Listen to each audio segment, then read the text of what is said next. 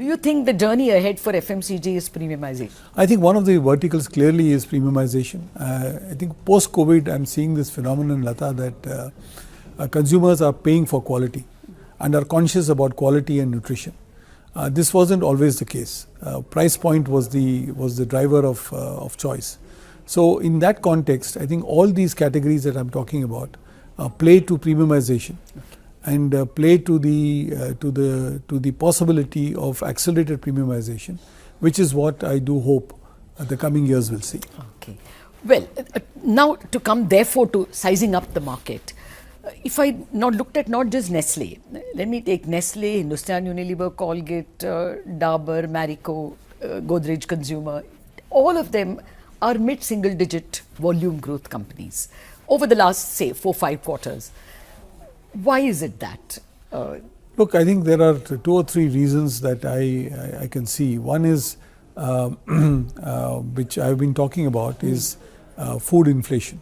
And especially in the categories that's impacted by, that impacts Nestle. Food inflation has been pretty high for the better part of the last 15 months. Now it has moderated, but it was quite high, almost at double digit. In some areas like fruits and vegetables, it was very high double digits. So clearly what has happened is that consumer income has gone towards more essentials rather than discretionary items.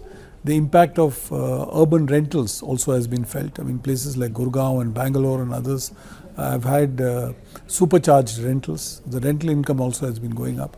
And overall, the evolution of real wages has also been moderated in the past years. So inflation, moderation in income, and also to a certain extent a overall kind of I would say softness as far as employment opportunities are concerned has been creating the pressure points in terms of consumption.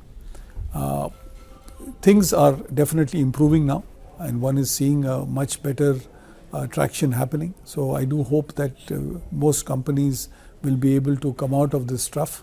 But certainly this is impacted because if you look at FMCG growths, these were at double digits a couple of quarters ago, yes. Right? 11, 12, 13% yes, growth. Yes. They came down to 3% growth. So we have tracked those growths. And I think there is, with inflation, with commodity inflation, I mean, we have faced, for example, cocoa prices at record levels. Coffee is 50-year highs. Wheat, oils also at exacerbated levels. Certain periods were expensive. Yes. So all of that has put a pressure on the overall capability of the company to absorb the inflation, to do strategic buying and to mitigate some of it, and leave some of it to pricing. And obviously when you take up pricing, there is a negative impact on volumes that you have to factor in the short term. Yes.